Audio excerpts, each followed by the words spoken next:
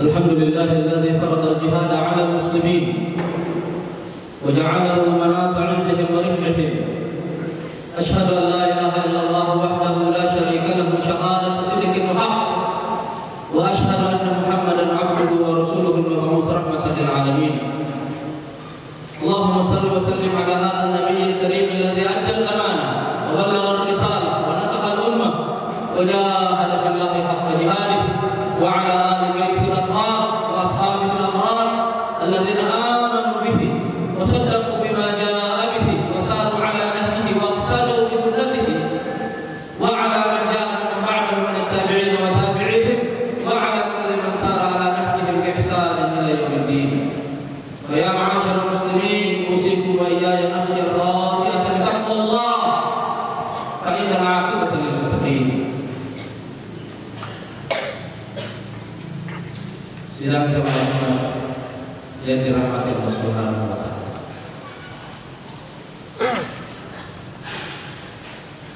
Ketika bumi ini hanya dihuni oleh Adam dan Hawa,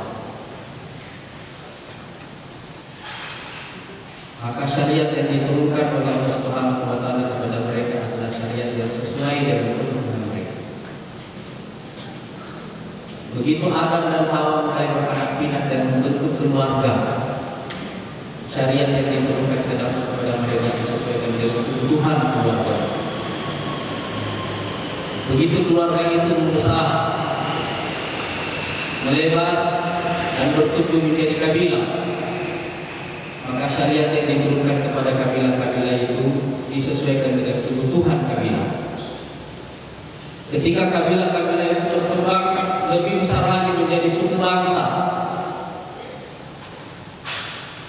maka syariat yang diturunkan kepada mereka itu disesuaikan dengan kebutuhan manusia dalam simpul-simpul komunitasnya yang besar. Di dalam sejarah pertumbuhan populasi manusia itulah Allah Subhanahu wa taala menurunkan nabi-nabi dan rasul yang jumlahnya secara keseluruhan berbeda-beda di dalam riwayat. Salah satunya mengatakan jumlahnya sekitar 125.000 nabi dan rasul, dan riwayat lain mengatakan sekitar 350.000 nabi dan rasul. Sampai Allah Subhanahu wa taala kemudian memutuskan bahwa dalam suatu tahapan pertumbuhan manusia cukuplah bagi Allah Subhanahu wa taala meninggalkan kitab suci dan tidak perlu lagi menurunkan nabi dan rasul untuk menjelaskan kitab suci. Itulah sebabnya Allah Subhanahu wa taala menutup mata rantai kenabian pada Nabi Muhammad sallallahu alaihi wasallam, tapi kemudian mengabadikan kitab sucinya dan berjanji untuk senantiasa menjaga kemurnian kitab suci itu. Inna nahnu nazzalna dzikra wa inna lahu lahafizun.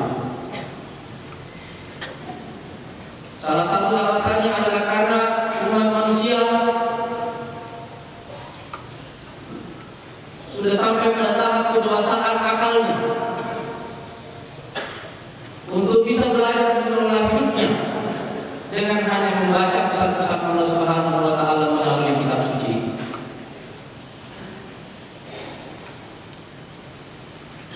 Sidang jemaah-jemaah yang sama berbahagia,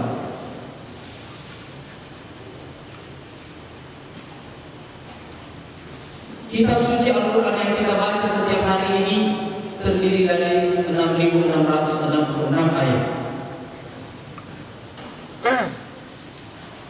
Hampir sebagian besar isinya, hampir seluruh isinya, atau sebagian besar isinya adalah cerita-cerita sejarah. Bahkan ulama-ulama kita mengatakan bahwa ayat-ayat hukum yang ada di dalam Quran itu tidak lebih dari 2% dari total ayat-ayat yang ada di dalam Al-Quran, baik yang berhubungan dengan hukum pidana maupun yang berhubungan dengan hukum perdata. Dan di antara kisah-kisah yang sangat masyhur di dalam Al-Quran itu adalah kisah nabi-nabi. Dan nabi-nabi yang disebutkan di dalam Quran itu ada 25 orang.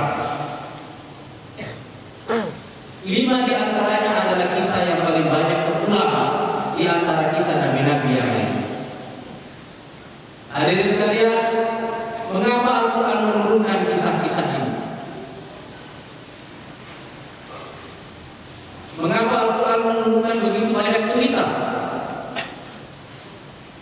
Dan di luar dari kisah Nabi-Nabi itu masih ada lagi cerita-cerita yang lain. Alasannya adalah karena beragama itu adalah sebuah proses pembelajaran yang tidak pernah selesai. Usaha untuk menerapkan ajaran-ajaran Allah Subhanahu wa Ta'ala dalam konteks ruang dan waktu kita sebagai manusia, itu adalah usaha pembelajaran yang tidak pernah selesai. Sekali waktu kita benar, sekali waktu kita salah. Karena di dalam proses beragama itu kita tidak berdiri sendiri. Ada begitu banyak faktor yang mempengaruhi kita. Ada faktor waktu, ada faktor ruang, dan juga ada faktor gangguan yang ada di sekitar kita semuanya. Termasuk di antaranya adalah mengapa Allah Subhanahu wa Ta'ala menciptakan iblis. Oleh karena faktor-faktor gangguan ini dan juga faktor-faktor keterbatasan manusiawi kita di dalam karakter ruang dan waktu itulah, maka usaha untuk menjadi seorang yang religius, seorang yang agamis, itu adalah sebuah usaha pembelajaran yang tidak pernah selesai. Oleh karena kita mungkin gagal di dalam proses-proses itu, maka Allah Subhanahu wa Ta'ala menciptakan satu mekanisme internal di dalam agama ini, yaitu mekanisme perbaikan berkesinambungan yang disebut dengan mekanisme taubat. Apakah kata pertama yang kita ucapkan begitu kita selesai sholat? Kata pertama yang kita ucapkan begitu kita selesai sholat adalah astagfirullah. Apakah kita baru saja melaksanakan dosa? Tidak, kita baru saja melaksanakan amal. Tapi dalam proses pelaksanaan amal itu mungkin sekali terselip banyak kekurangan. Maka dengan demikian taubat itu, istighfar itu mempunyai dua makna sekaligus. Satu makna adalah makna pengampunan dosa, satu lagi makna adalah penyempurnaan amal. Dan di dalam dua makna inilah kita mengalami satu proses perbaikan berkesinambungan. Maka Rasulullah Sallallahu Alaihi Wasallam mengatakan, "Kullu bani Adam khata' wa khairul khata'in tawwabun." Semua anak cucu Adam pasti akan melakukan kesalahan, tetapi sebaik orang-orang yang bersalah adalah orang-orang yang terus-menerus bertobat. Proses untuk menjadi lebih baik terus-menerus itulah yang kemudian terkorelasi dengan hikmah. Mengapa Allah Subhanahu wa Ta'ala terus-menerus meminta kita untuk mencari ilham dari kisah Nabi-Nabi itu di dalam kita menjalani kehidupan kita, dalam kita menjalani proses perjuangan kita sebagai manusia untuk menjadi hamba Allah yang lebih baik.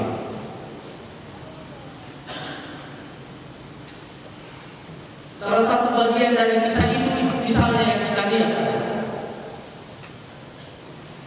bahwa kita mungkin menghadapi situasi-situasi yang berbeda-beda, maka Allah juga menghadirkan anma qasasiyah atau model-model cerita yang berbeda-beda, tetapi mungkin memiliki kesesuaian di dalam konteks kehidupan kita, baik sebagai individu maupun sebagai umat. Kita bisa mengatakan bahwa cerita Nabi Musa seluruhnya adalah cerita konflik, perlawanan antara agama dan negara. Dan kita bisa mengatakan bahwa cerita Nabi Yusuf seluruhnya yang berawal dari sumur dan berujung di istana, itu adalah sebuah kisah tentang kolaborasi agama dan negara, di mana agama tidak berkuasa penuh di dalam negara itu, tetapi konteks negara itu seluruhnya adalah agama. Dan kita bisa mengatakan bahwa cerita Nabi Sulaiman itu seluruhnya adalah saat di mana agama berkuasa penuh dalam sebuah negara. Jika kita membaca tiga cerita ini di dalam konteks-konteks ini semuanya, maka kita akan mendapatkan ma'alim. Kita akan mendapatkan petunjuk jalan Dari mana kita menemukan sumber ilham ketika kita sedang berada dalam situasi konflik dengan negara? Dan dari mana kita mendapatkan sumber ilham ketika kita ada berkolaborasi dengan negara tapi kemudian sedang konflik? Dan bagaimana kita mendapatkan ilham ketika kita sedang berkuasa penuh dalam sebuah negara atas nama Allah?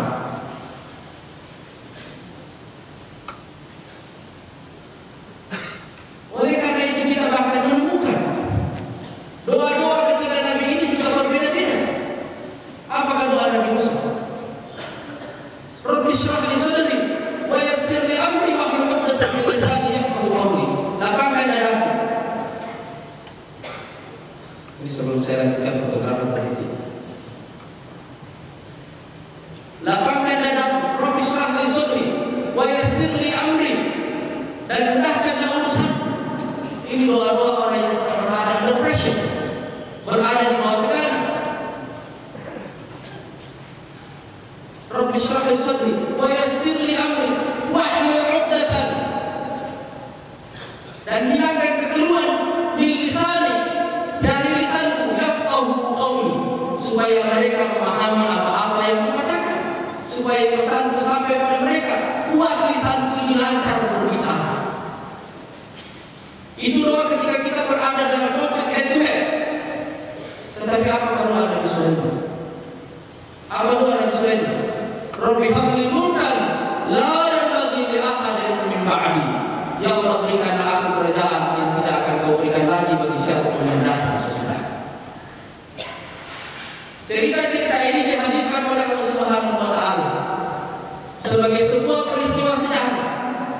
Al-Quran tidak menjelaskan detil-detil peristiwa sejarahnya, tetapi cukup menghadirkan substansi dari keseluruhan proses perjalanan sejarah itu, supaya itu bisa menjadi sumber ilham bagi kita begitu kita menghadapi situasi-situasi yang berbeda.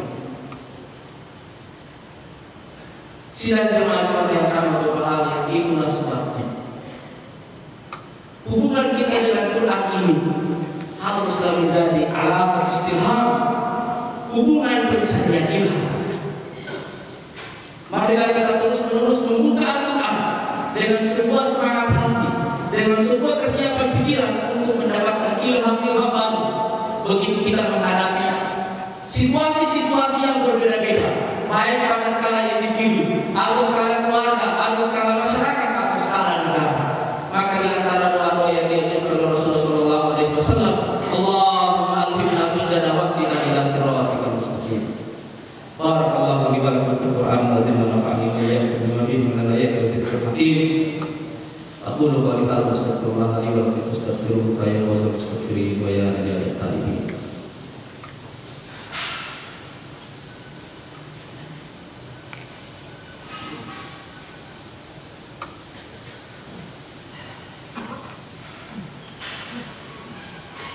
Alhamdulillahirabbil alamin, wassalatu wassalamu ala asyrofil anbiya'i wal mursalin wa ala alihi wa ashabihi ajma'in. Allahumma shalli wa sallim ala hadzal nabiyyil karim alladzi adda al-amanah wa ballagha ar-risalah wa nasaha al-ummah wa jahada fillahi haqqa jihadih, wa ala ali baitil athhar wa ashabihi al-abrar alladzina amanu bihi wa saddaqu bima jaa'a bihi wa saru ala nahjihi wa iqtadaw bi sunnatihi, wa ala man jaa'a min ba'dahum min at-tabi'in wa tabi'ihim, wa ala man sara ala nahjihi bi ihsan ila yaumil. Allahumma ighfir lil muslimin wal muslimat.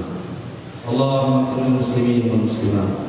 Allahumma ighfir lil muslimin wal muslimat wal mu'minin wal mu'minat al ahya'i minhum wal amwat innaka samii'un qariibun mujibud da'wati ya qadhiyal hajat. Allahumma tsabbitna bil qawli tsabit fil hayatid dunya wa fil akhirah. Allahumma tsabbitna bil qawli tsabit fil hayatid dunya wa fil akhirah. Allahumma tsabbitna bil qawli tsabit fil hayatid dunya wa fil akhirah. Allahumma tsabbitna bil qawli tsabit fil hayatid dunya wa fil akhirah. Allahumma alhimna, Allahumma alhimna, Allahumma arshidna, Allahumma arshidna, Allahumma saddidna, Allahumma saddidna, Allahumma saddidna, Allahumma qawwina, Allahumma qawwina, Allahumma qawwina wa la tu'jizna, Allahumma qawwina wa la tu'jizna, Allahumma qawwina wa la tu'jizna, Allahumma qawwina wa la tu'jizna, Allahumma qawwina wa la tu'jizna, هذه اللحظات للعمل بما تحب وترضاه وجنبنا من الفتن والشبهات وحسن عاقبتنا في الأمور كلها وأجرنا من خزي الدنيا وعذاب الآخرة برحمتك يا أرحم الراحمين. ربنا هب لنا من أزواجنا وذرياتنا قرة أعين وجعلنا للمتقين إماما وجعلنا للمتقين إماما وجعلنا للمتقين إماما. اللهم انصر إخواننا المجاهدين في سوريا. اللهم انصر إخواننا المجاهدين في سوريا. اللهم انصر إخواننا المجاهدين في سوريا. اللهم انصر إخواننا المجاهدين في سوريا. اللهم انصر إخواننا المجاهدين في فلسطين. اللهم انصر إخواننا المجاهدين في فلسطين. اللهم انصر إخواننا المجاهدين في فلسطين. اللهم بلد شملهم وفرج جمعهم وأنزل الرعب في قلوبهم وأنزل الرعب في قلوبهم وأنزل الرعب في قلوبهم وأنزل الرعب في قلوبهم إنك على ذلك قدير. إنك على ذلك قدير. إنك على ذلك قدير. ربنا آتنا في الدنيا حسنة وفي الآخرة حسنة وقنا عذاب النار. وصلى اللهم على سيدنا محمد وعلى آله وصحبه وسلم وآخر دعوانا الحمد لله رب العالمين وآخر السلام. Bismillahirrahmanirrahim. Assalamualaikum warahmatullahi wabarakatuh. Innal hamdalillah nahmaduhu wa nasta'inuhu wa nastaghfiruhu wa nastahdihi wa na'udzu billahi min shururi anfusina wa min sayyiati a'malina. Man yahdihillahu fala mudilla lahu wa man yudlilhu fala hadiya lahu. Allahumma salli wa sallim wa barik ala sayyidina Muhammad wa ala alihi wa ashabihi wa man tabi'ahum bi ihsanin ila yaumil ma'ad. Subhanaka la ilma lana illa ma 'allamtana innaka antal alimul hakim. Allahumma alhimna rushdana wa qina shurura anfusina amma ba'd. Yang sama kita hormati dan kita muliakan serta yang dimuliakan Allah Subhanahu wa taala, al-ustaz kita yang tadi telah menyampaikan materinya di hadapan kita. Yang sama kita hormati dan kita muliakan serta yang dimuliakan Allah, al-ustaz moderator yang pada malam hari ini mengambil alih tugas dari Ustadz Dahran Hasibuan sebagai pemandu acara kita atau moderator pada kesempatan ini. Yang saya muliakan dan saya hormati para pengurus Badan Kemakmuran Masjid Nur Khadijah, khususnya pengajian dan majelis ta'lim al-ittihad. Alhamdulillah, pada malam hari ini kita dapat berkumpul di masjid yang mulia ini, walaupun tadi ketika kita datang kemari dalam suasana gelap karena mati lampu. Ketika mati lampu memang menyadarkan kita bahwa kita masih berada di Medan, belum berada di Madinah Munawwarah. Sebab kalau di sana malam bermandikan cahaya, di sana tidak pernah ada giliran mati lampu, yang ada giliran terang terus. Kalau di kita banyak giliran mati lampu. Yang saya muliakan dan yang saya hormati para asatiz dan asatidah, orang-orang tua kami yang hadir dalam majelis ilmu yang diberkahi Allah Subhanahu wa taala yang mulia ini. Bapak dan Ibu hadirin wal hadirat rahimakumullah. Pembahasan kita pada malam hari ini adalah berkaitan dengan keutamaan ibadah di bulan Muharram. Yang dimaksud dengan ibadah di sini adalah puasa secara khusus, walaupun nanti kita lihat ada penjelasan dari ulama berkaitan dengan ibadah-ibadah yang lain. Berkaitan dengan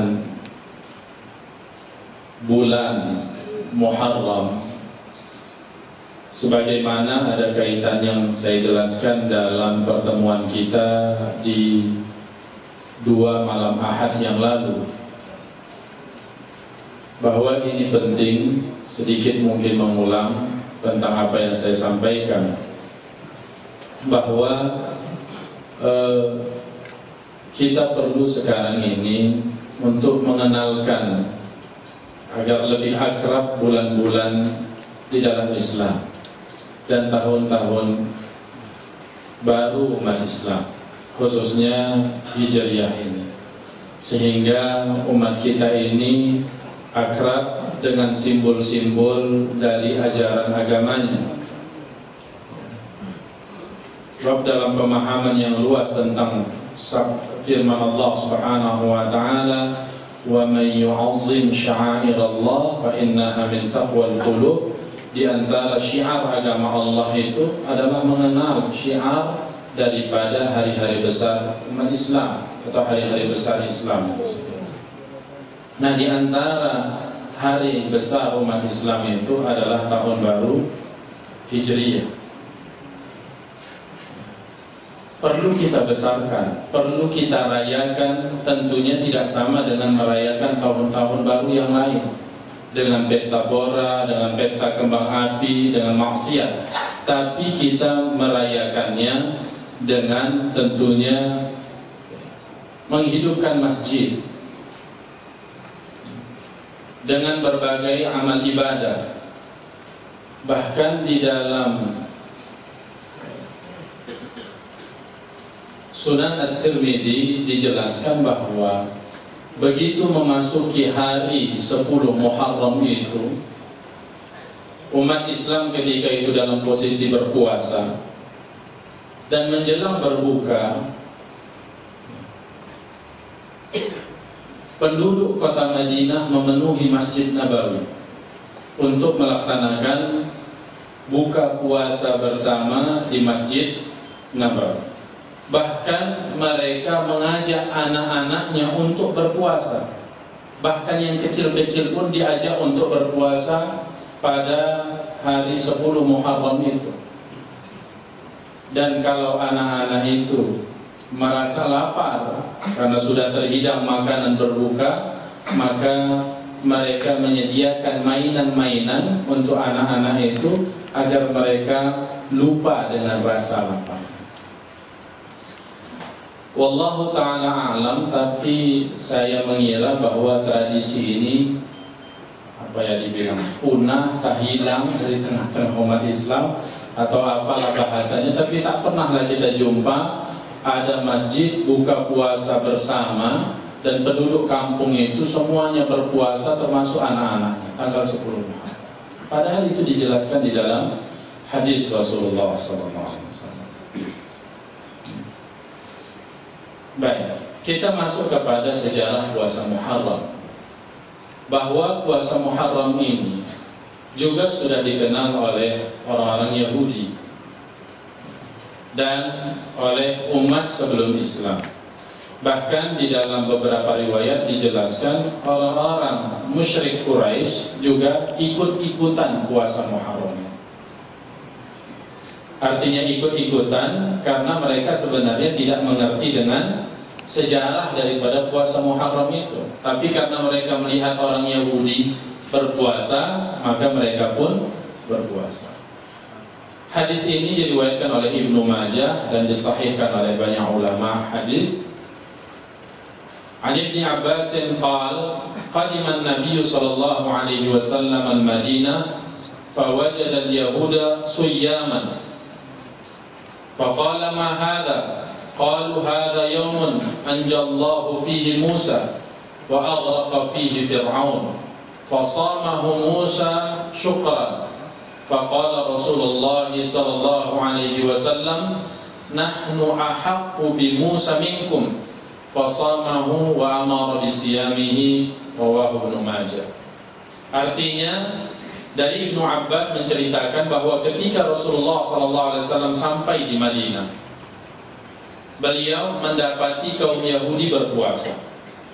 Para ulama mengatakan sampai maksudnya di sini bukan hari-hari pertama dari hari-hari beliau tinggal di Yathrib atau di Al-Madinah Al-Munawwar, tapi beberapa hari setelah itu. Maka beliau bertanya, mengapa kalian berpuasa hari ini? Atau dia menjumpai bahwa orang-orang Yahudi berpuasa dan beliau mengatakan, apa yang sedang kalian lakukan ini? Para ulama mengatakan ini menunjukkan bahwa Rasulullah SAW tidak mengetahui kecuali apa yang diwahyukan kepada beliau. Oleh karena itu firman Allah Subhanahu wa taala yang mengatakan di dalam firman tersebut, "Wa ma yantiqu 'anil hawa in huwa illa wahyu yuha," itu maksudnya adalah Nabi Muhammad sallallahu alaihi wasallam. Dan tidaklah berkata-kata dia, maksudnya Al-Qur'an yang dibawa oleh Rasulullah sallallahu alaihi wasallam dan Rasulullah sallallahu alaihi wasallam itu sendiri. Tidaklah berkata-kata dia dengan hawa nafsunya, tetapi apa yang ia sampaikan itu merupakan wahyu dari Allah Subhanahu. Buktinya ketika beliau sampai di Madinah, beliau tidak tahu mengapa orang Yahudi itu berpuasa. Maka mereka, kaum Yahudi itu berkata, hari ini adalah hari di mana Allah menyelamatkan Musa dan menenggelamkan Fir'aun. Maka bayangkan, ini kekufuran orang Yahudi. Maka Musa berpuasa sebagai ungkapan rasa syukur. Ya. Bukan dia mengatakan, dan maka kami berpuasa mengikuti jejak Nabi Musa. Tapi Musa berpuasa sebagai syukurnya kepada Allah. Jadi mereka puasa. Kenapa? Artinya ada sesuatu yang tidak mereka rasakan, bahwa apa yang menjadi ajaran Nabi Musa alaihissalam itu melekat pada diri mereka. Karena memang orang Yahudi itu tidak merasa secara penuh bahwa mereka adalah pengikut Nabi Musa, tapi juga mereka adalah pengikut Nabi yang menurut mereka adalah Nabi, yaitu Musa As-Samiri, yang juga namanya Musa, yang menurut mereka bahwa As-Samiri itu lebih sakti daripada Nabi Musa alaihissalam, yang menyuruh mereka untuk menyembah al-ijl, anak sapi. Maka Rasulullah SAW berkata, kami lebih berhak untuk bersyukur daripada kalian terhadap apa yang diterima oleh Nabi Musa. Apa yang diterima oleh Nabi Musa tadi? Bahwa Allah menyelamatkannya dari kerjaan Fir'aun, bahwa Allah menenggelamkan Fir'aun pada hari itu. Dan dalam riwayat-riwayat yang lain yang dhaif mengatakan bahwa hari itu adalah hari di mana Allah menyelamatkan Nabi Nuh alaihi salam, dan begitu juga bahwa hari itu adalah hari kelahiran daripada Nabi Musa, yaitu tanggal 10 Muharram. Maka beliau berpuasa, Rasulullah SAW berpuasa pada hari ke-10 itu, dan memerintahkan kepada umatnya untuk berpuasa. Inilah asal muasal daripada puasa Muharram. Maka kata Imam Al-Hafiz Ibnu Hajar Al-Asqalani ketika menjelaskan hadis ini, Rasulullah SAW itu suka awalnya, ya, sebelum Fathu Makkah, beliau suka bersama dengan apa yang dilakukan oleh orang-orang Yahudi. Pada awalnya seperti itu.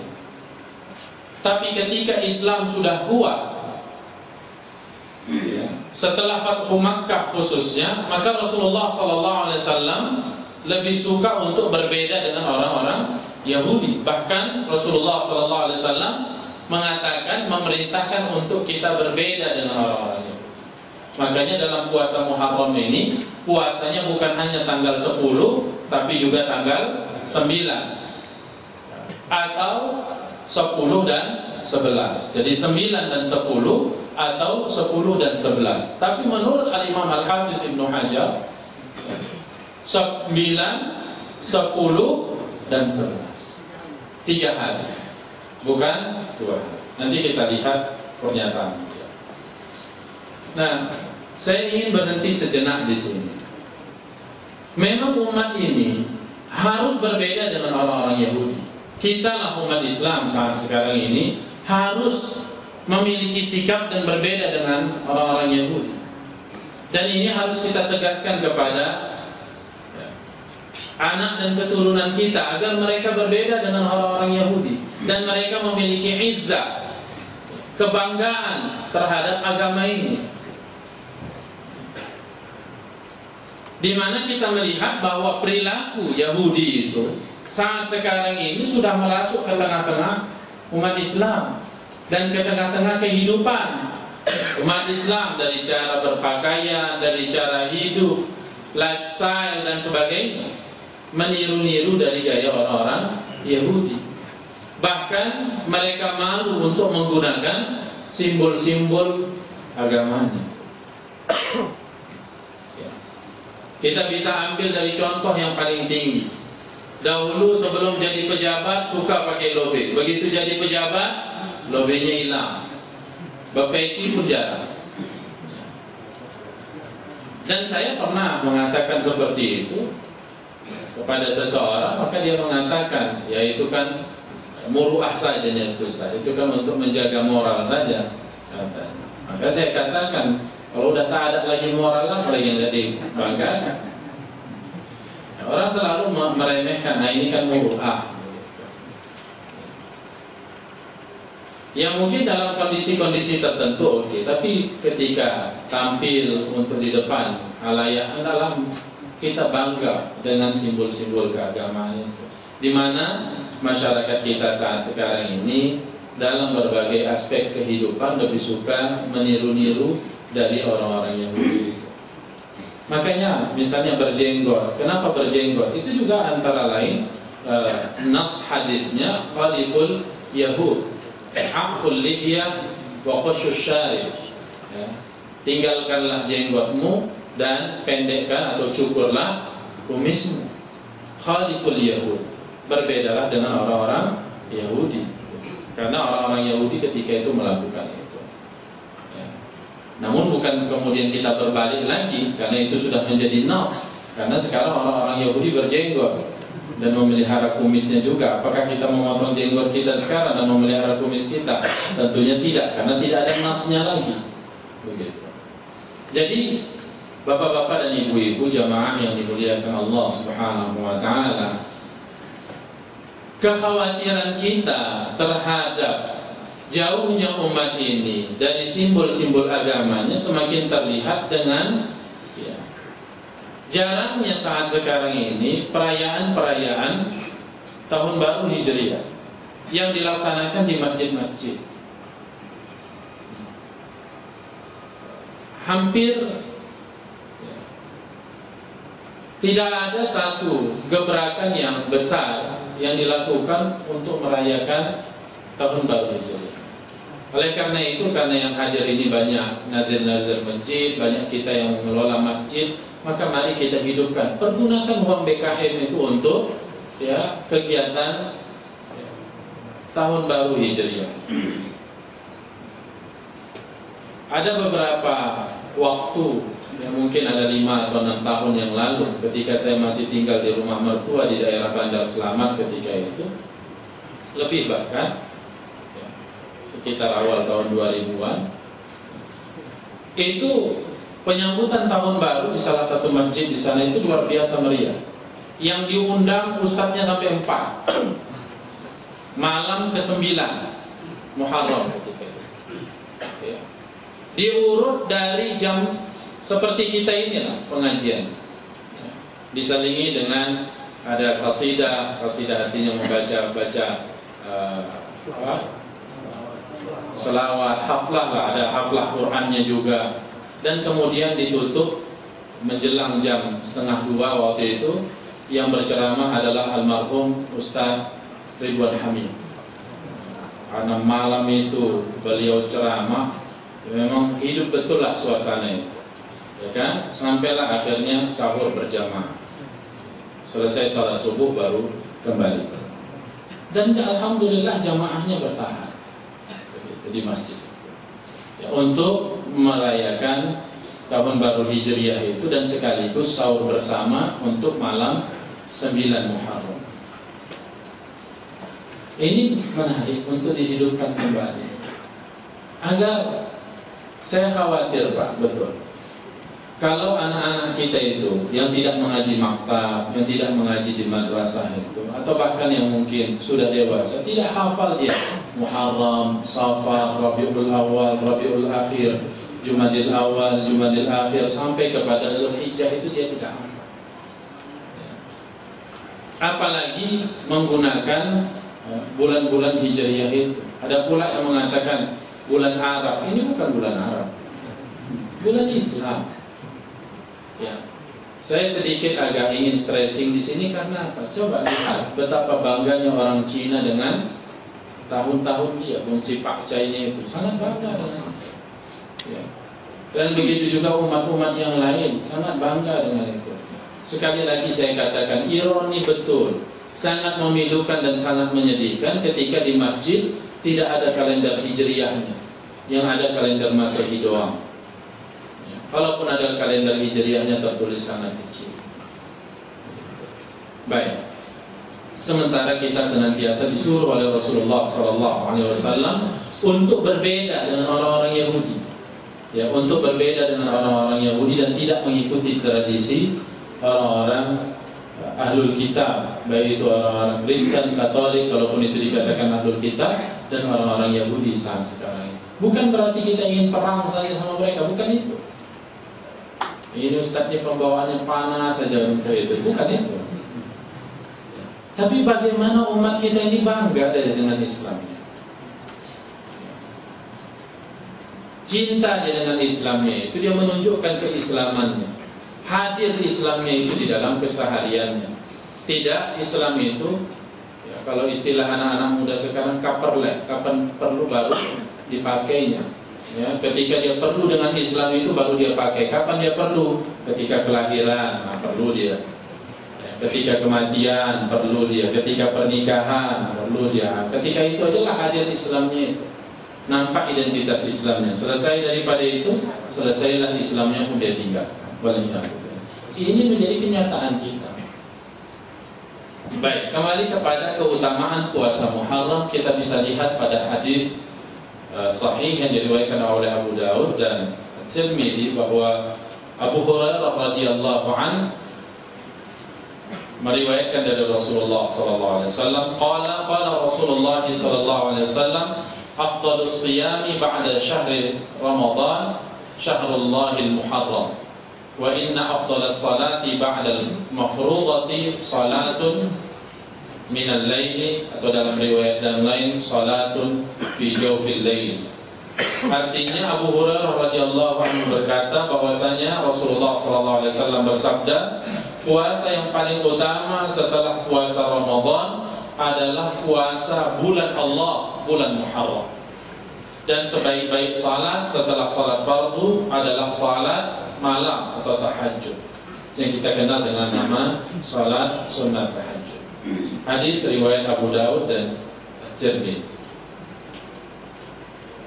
Hadis ini jelas menegaskan bahwa kalau diklasifikasikanlah atau diurutlah puasa-puasa itu level-levelnya, maka yang tertinggi adalah puasa Ramadan. Karena puasa itu adalah puasa wajib. Barulah di bawahnya ada puasa Muharram. Dan Allah Subhanahu wa taala, ya, menisbahkan dirinya kepada bulan Muharram itu, Syahrullahil Muharram. Dan sesuatu yang dinisbahkan kepada nama Allah, maka sesuatu itu menjadi mulia. Maksud saya tadi bahwa sesuatu itu dinisbahkan kepada nama Allah Subhanahu. Seperti Baitullah, Syahrullah, itu menunjukkan bahwa tempat itu mulia. Buktinya jamaah haji, jamaah umrah ketika datang memang ingin memuliakan tempat tersebut. Karena apa? Karena memang tempat itu mulia. Mengapa dia mulia? Karena dinisbahkan kepada nama Allah Subhanahu wa taala. Begitu juga lah dengan bulan Muharram ini. Kenapa Muharram itu mulia? Karena Allah Subhanahu wa taala melalui lisan baginda Rasulullah sallallahu alaihi wasallam mengatakan bahwa itu adalah bulan Syahrullahil Muharram, bulan Allah. Nah, para ulama di dalam penjelasan hadis ini menjelaskan dengan begitu luas ya, bahwa bukan hanya berpuasa, karena ini adalah bulan Allah, maka seluruh amal kebaikan, seluruh amal ibadah baik untuk dikerjakan di dalam bulan Muharram. Ini kita jumpai di dalam kitab-kitab kuning lah istilahnya, itu penjelasan bahwa bulan Muharram ini baik untuk bersedekah, baik juga untuk membantu fuqara dan masakin, memperbanyak puasa. Ada kisah bahwa seorang sahabat datang kepada Rasulullah sallallahu alaihi wasallam. Kemudian dia mengatakan kepada Rasulullah, "Ya Rasulullah, masihkah engkau kenal dengan aku?" Maka Rasulullah mengatakan, "Siapa engkau? Aku seakan-akan tidak pernah melihat. Aku adalah Al-Bahili," nama dia. Saya tidak ingat awalnya, tapi namanya dia kemudian memperkenalkan dirinya siapa. Kemudian Rasul mengatakan, "Mengapa engkau seperti ini kondisimu? Dahulu aku mengenalmu adalah orang yang baik, artinya orang yang tubuhnya rupawan dan tubuhmu gemuk. Tapi sekarang kenapa engkau terlalu kurus?" Maka dia mengatakan, "Ya Rasulullah, semenjak setahun yang lalu aku bertemu denganmu. Kita bertemu dan aku menyatakan keislamanku, maka aku tidak pernah tidak berpuasa sehari pun. Dan aku hanya makan pada malam hari." Kemudian Rasulullah SAW mengatakan, "Kalau begitu engkau telah mengazab dirimu sendiri." Artinya engkau telah menyiksa dirimu sendiri. "Ya Rasulullah, aku sangat suka berpuasa." Maka Rasulullah SAW mengatakan, "Cukuplah puasa Ramadan bagi dirimu." "Ya Rasulullah, tambahlah lagi, aku mampu lagi." "Kalau engkau mau lagi, tambahlah puasa Senin, Kamis." "Ya Rasulullah, aku mampu lebih daripada itu. Tambah 3 hari di setiap bulan." "Ya Rasulullah, yang engkau bilang itu semua, aku lebih mampu daripada itu untukmu." Kemudian Rasul mengatakan, "Puasalah di bulan Muharram, sehari berpuasa dan sehari berbuka. Atau 3 hari puasa, sehari berbuka. 3 hari puasa, sehari berbuka. 3 hari puasa, sehari."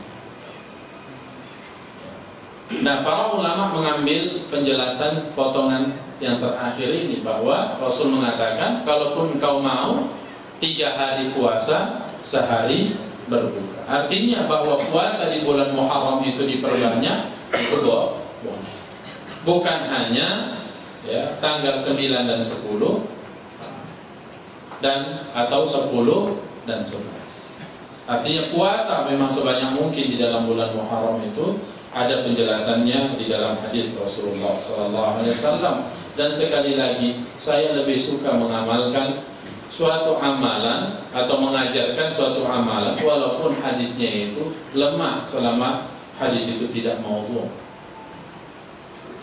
Karena itu lebih baik ya, daripada umat ini tidak beramal. Sementara dijelaskan saja amal itu belum tentu dikerjakan, apalagi tak dijelaskan. Karena banyak juga, ada beberapa, kebetulan bimbingan saya di pasca sarjana S2 khususnya tentang hadis-hadis yang lemah. Dan itu juga pernah saya sampaikan kepada Al-Ustaz kita, Ustaz Tahir, ketika waktu itu ada bimbingan. Ada salah seorang yang bimbingan saya itu membahas tentang mengangkat tangan di dalam doa. Ketika bimbingan, saya mengatakan memang saya tidak membimbing tentang isi, arti isi daripada tesisnya, tapi saya bertugas untuk metodologinya saja. Namun saya katakan begini, mahasiswa itu lebih cenderung untuk mengatakan bahwa berdoa itu tidak perlu angkat tangan. Jadi berdoa itu begini saja, tidak angkat tangan, tidak menampungkan tangan, dan tidak membasuhnya. Nah, khususnya mengusap, karena mengusap wajah setelah berdoa itu hadisnya lemah. Saya bilang lemahnya hadis itu memang betul ya. bahwa beberapa riwayat dari Sunan Abi Dawud dan beberapa riwayat dari Ibnu Majah atau Tabrani itu ada kelemahan di dalam jalur sanad. Tapi tidak serta-merta kita dapat mengatakan bahwa hadis itu adalah hadis palsu, hadis maudhu'. Nah, para ulama yang besar, al-ulama al-ajillah seperti al-Imam Ahmad, yang orang yang paling kokoh katakanlah dari ulama yang 4, dikatakan Imam Ahmad inilah mazhabnya yang paling kuat berpegang dengan sunnah, tetap saja mengatakan aku lebih suka beramal dengan hadis yang lemah daripada pendapat seseorang. Walaupun hadisnya itu lemah, tapi itu diamalkan. Nah, begitu juga lah dengan penjelasan fadailul a'mal ini. Tidak serta-merta juga harus digugurkan amal itu hanya gara-gara hadisnya lemah. Karena apa? Saya melihat banyak sekali yang dahulu diamalkan sebetulnya. Kita bisa hanya mengetahui dari mana? Dari cerita, dari kitab. Kita tahu, oh ini rupanya diamalkan pada masa lampau. Sekarang tidak dikenal bahkan. Karena apa? Karena orang selalu mengatakan, nah itu kan hadisnya dhaif. Akhirnya apa? Yang hadisnya sahih pun tak dikerjakan, apalagi yang dhaif. Itulah yang terjadi sekarang ya.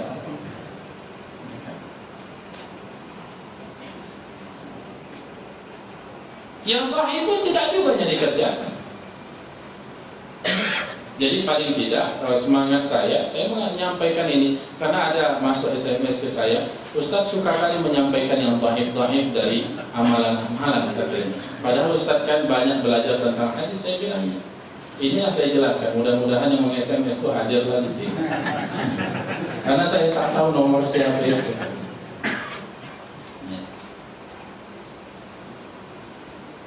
Saya tidak berani dan saya mudah-mudahan dapat istiqamah dan mohon didoakan untuk tidak cepat dan tidak mudah mengatakan ulama ini salah, ulama ini salah, pengambilannya lemah. Seperti mahasiswa itu mengatakan, Imam Nawawi Bantani itu suka memasukkan di dalam kitabnya hadis-hadis yang lemah. Imam Nawawi Al-Bantani itu guru daripada Syekh Yasin Padani. Syekh Yasin Padani ini ulama di Timur Tengah, Arab Saudi, guru-guru kami di Universitas Islam Madinah Munawwarah, guru-guru hadis itu semuanya memuliakan Syekh Yasin Padani. Datanglah orang belakangan ini mengatakan bahwa Syekh Nawawi Bantani banyak memasukkan hadis-hadis lemah, bahkan hadis-hadis palsu. Kita yang belum sampai kajiannya ke situ, sementara mereka sudah menyandarkan kapalnya di pelabuhan. Kita belayar pun belum. Mereka sudah sampai ke pelabuhan. Jadi betul-betullah dahulu untuk memahami itu secara mendalam. Berkhususnya berkaitan dengan amalan-amalan di dalam bulan-bulan ini. Karena para ulama dahulu yang saya tahu saja, ada paling tidak ada 5 kitab yang menjelaskan tentang fadailul awqat, keutamaan-keutamaan waktu-waktu tertentu, yang ditulis oleh para ulama kita. Dikumpulkanlah hadis-hadis dari yang sahih sampai yang dhaif. Tentunya tidak dimasukkan hadis-hadis yang maudhu'. Nah, apalagi hadis-hadis yang sahih seperti yang kita akan baca tentang keutamaan puasa Muharram. Tadi sudah satu, bahwa puasa Muharram itu adalah puasa yang terbaik setelah puasa Ramadan. Nah, kemudian puasa Muharram ini adalah puasa yang diperintahkan oleh Rasulullah SAW kita untuk mengerjakannya. An Ibnu Abbas radhiyallahu anhuma anna Rasulullah sallallahu alaihi wasallam shama yaum Ashura wa amara bi siyami. Muttafaqun alaih. Ibnu Abbas radhiyallahu anhu menceritakan kepada kita bahwasanya Rasulullah sallallahu alaihi wasallam berpuasa hari ke-10 Muharram yang dikenal dengan Ashura, dan beliau memerintahkan untuk melaksanakan puasa. Hadis ini diriwayatkan oleh Imam Al-Bukhari dan Muslim. Artinya memerintahkan puasa Ashura itu sendiri. Kemudian Rasulullah sallallahu alaihi wasallam Ini ada kaitannya dengan sejarah daripada puasa Muharram tadi, yang kita jelaskan di awal tadi. Bahwa Rasulullah SAW selalu dan suka setelah Fathu Makkah berbeda dengan orang Yahudi, berbeda dengan Ahlul Kitab. Maka Rasulullah SAW mengatakan, la in baqitu ila qabilin la asumanna at-tasi'. Rawahu Muslim. Kalau aku hidup, sekiranya panjang usiaku, hiduplah aku sampai tahun depan, maka aku akan berpuasa hari ke-9. Baik. Jadi ketika Rasulullah SAW menjumpai, mendapati orang-orang Yahudi di Madinah ketika itu puasa tanggal 10 Muharram, maka Rasulullah SAW mengatakan, kami lebih berhak dari kalian untuk berpuasa, maka kami akan berpuasa. Kemudian sambungannya hadis ini, kalau sekiranya aku hidup tahun depan sampai usiaku pada tahun depan, aku akan berpuasa hari ke-9. Itulah yang riwayat dalam Sahih Muslim. Dalam riwayat yang lain, ya, diriwayatkan oleh Al-Imam Al-Baihaqi dan Imam An-Nasa'i, la asumanna yauman qablahu aw yauman ba'dahu. Aku akan berpuasa sehari sebelumnya atau sehari sesudah. Itulah yang kemudian kita kenal bahwa puasa Muharram ini 2 hari, 9 dan 10, atau 10 dan 11 daripada bulan Muharram. Kemudian hadis yang lain, keutamaan daripada puasa Muharram itu, su'ila Rasulullah sallallahu alaihi wasallam an Abi Qatadah radhiyallahu anhu anna Rasulullah sallallahu alaihi wasallam su'ila an siyami yaumi Ashura faqala yukaffiru sanatal madiyah. Rawahu Muslim. Abu Qatadah radhiyallahu anhu meriwayatkan kepada kita bahwasanya Rasulullah sallallahu alaihi wasallam ditanya tentang puasa hari Ashura, maka beliau berkata, puasa itu, yaitu puasa Ashura, menghapuskan dosa-dosa setahun yang lalu. Jadi puasa yang dilaksanakan itu biidznillah, ya, Allah akan menghapuskanlah dosa-dosa kita setahun yang lalu. Dosa-dosa yang mana itu? Para ulama mengatakan yang berkaitan dengan dosa-dosa kepada Allah Subhanahu wa ta'ala. Sementara dosa yang dilakukan kepada manusia tidak dihapuskan kecuali dengan meminta izin kepada orang yang bersangkutan. Itu juga dijelaskan oleh Al-Imam An-Nawawi di dalam bab awal tentang dalam kitabnya Al-Adhkar, bahwa kalau urusannya dengan manusia, mengambil hak manusia atau menzalimi hak-hak manusia, baru tuntas urusannya jika telah minta izin kepada yang bersangkutan. Jadi kalau dulu pernah mencuri mangga, minta izinlah bahwa dahulu pernah diambil mangganya. Kalau pernah dulu mencuri tebu, maka dijelaskanlah bahwa wah, aku pernah mencuri tebu, wah, izinnya wah itu izin. Kalau diambilnya parangnya di parangnya kita, resiko lah itu kan begitu. Dari apa yang pernah dilakukan. Para ulama menjelaskan bahwa puasa Ashura ini hendaklah dilaksanakan 2 hari. Ya. Qala al-Imam An-Nawawi, qala al-Imam Asy-Syafi'i wa ashabuh wa Ahmad wa Ishaq ibnu Rahawayh, atau dalam bacaan orang-orang hadis Rawiyah, wa akharun yustahabbu siyamu tashi' wal 'ashir jami'an. Lianna an-nabiy sallallahu alaihi wasallam shama al-'ashir wa nawa siyam at-tasi'. Waqad sabaqa fi sahih Muslim fi kitab as-salah min riwayat Abi Hurairah anna Nabiy sallallahu alaihi wasallam qala afdalus siyami ba'da Ramadan syahrullahil muharram.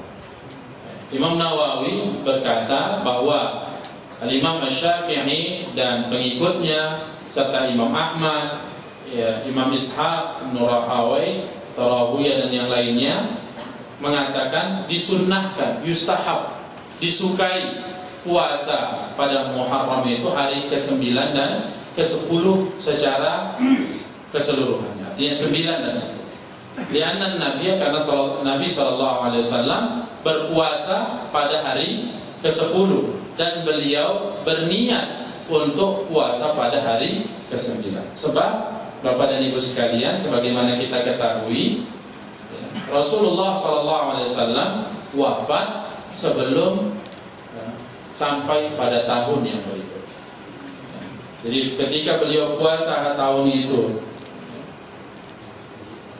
hari ke-10 dari bulan Muharram, kemudian beliau mengatakan, kalau aku hidup tahun depan, aku akan berpuasa pada hari ke-9-nya.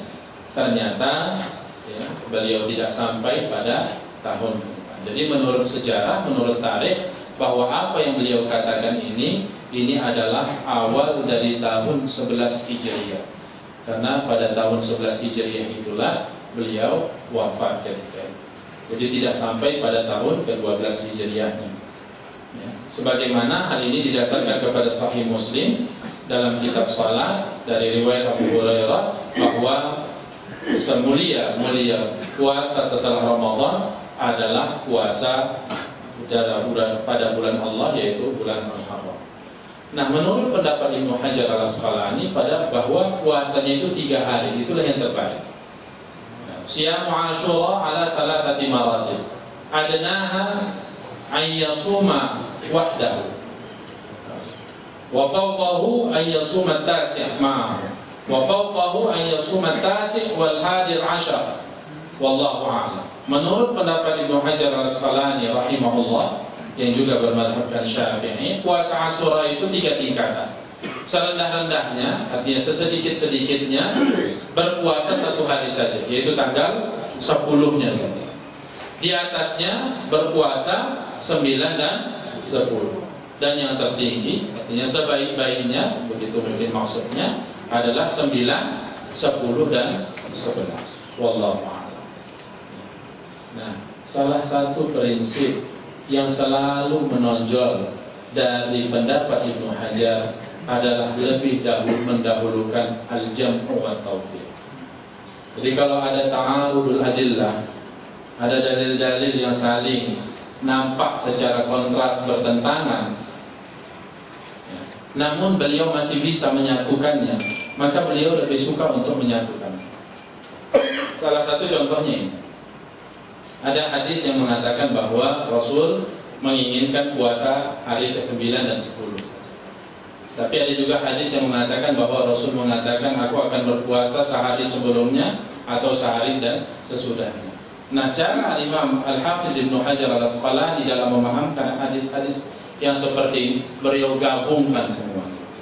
Karena prinsip daripada Imam Al-Hafiz Ibnu Hajar al-Asqalani mengamalkan seluruh dalil itu lebih baik daripada meremehkan ihmal ahadits. Jadi mengamalkan semua dalil itu lebih baik. Jadi itulah mungkin kajian yang dapat disampaikan berkaitan dengan puasa Muharram ini. Saya yakin kajian ini sederhana dan sudah kita pahami dan maklumi bersama. Mudah-mudahan tidak terlalu banyak pertanyaan berkaitan dengan apa yang saya sampaikan ini. Namun yang perlu kita tegaskan bahwa pengetahuan seperti ini mudah-mudahan tidak hanya sebatas pengetahuan.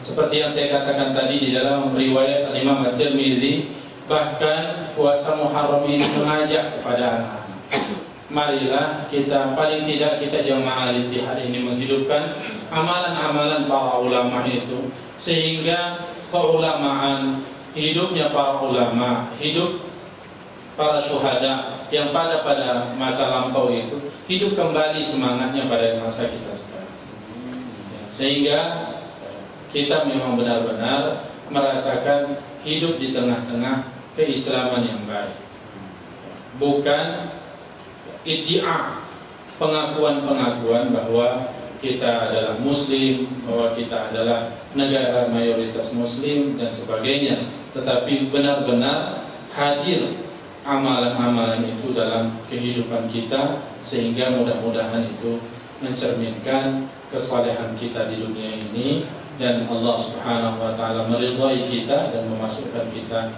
ke dalam surga Jannatul Ma'wa. Amin ya rabbal alamin. Demikian yang dapat saya sampaikan. Saya kembalikan kepada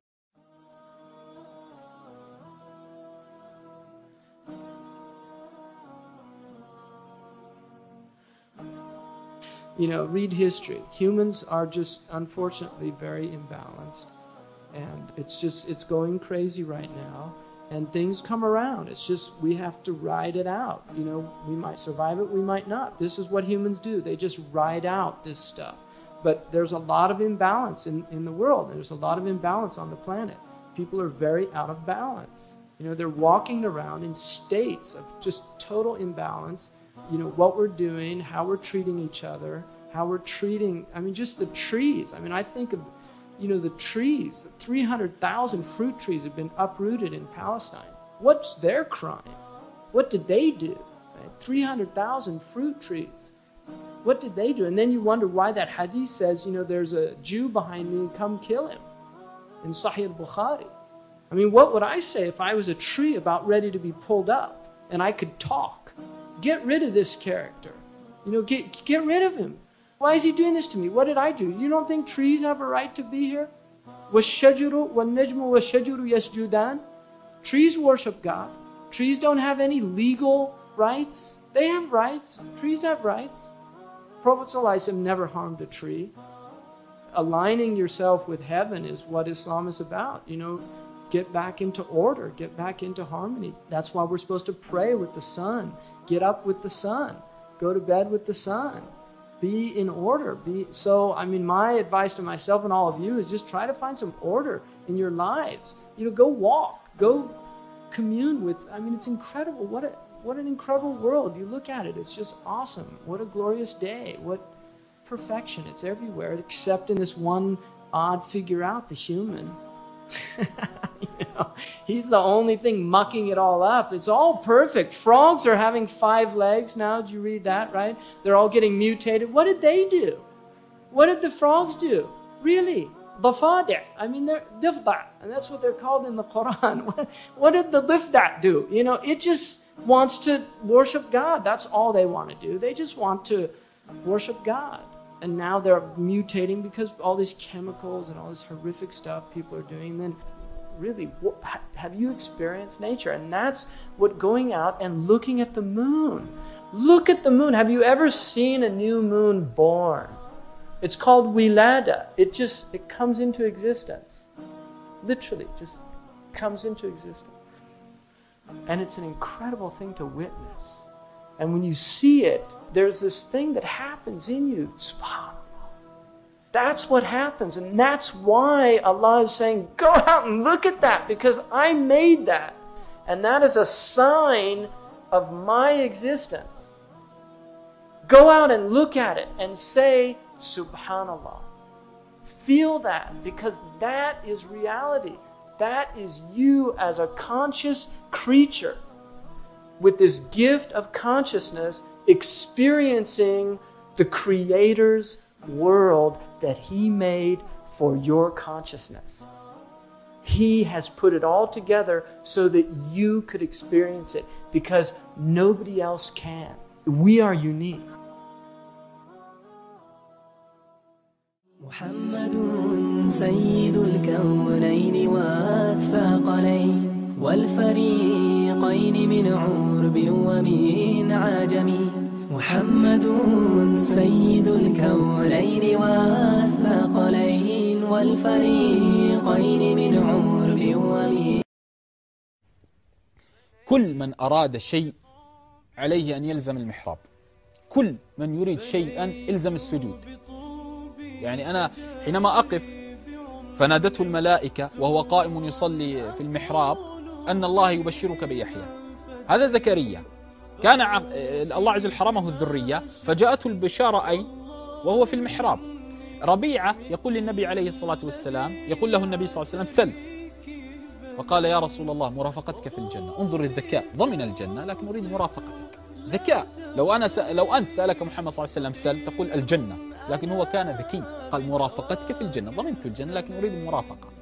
فقال النبي صلى الله عليه وسلم غير هذا، قال هو هذا، قال أعني على نفسك بكثرة السجود. أقول من أراد الجنة ومرافقة محمد عليه الصلاة والسلام عليه بكثرة السجود. فما ظنك من أراد أمرا من متاع الدنيا؟ فما ظنك من أراد أمرا من متاع ماذا؟